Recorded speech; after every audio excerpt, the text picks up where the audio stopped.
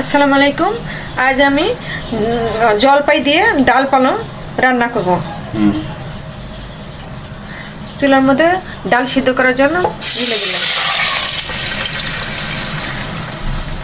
দেখি যে আমার ডাল সিদ্ধ হয়েছে কিনা। ডাল সিদ্ধ হয়ে গেছে। এখন আমি একটু মশলাগুলো দিয়ে দিব। লবণ দিয়ে দিলাম, স্বাদ মতো লবণ, গুঁড়া, একটু জিরার গুঁড়া,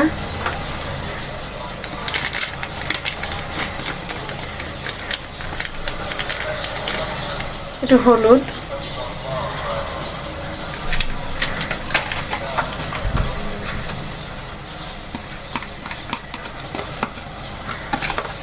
রসুন বাটা,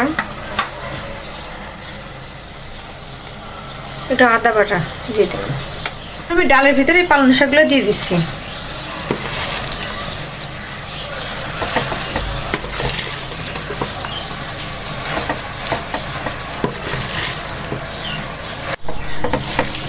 নেড়ে দেই।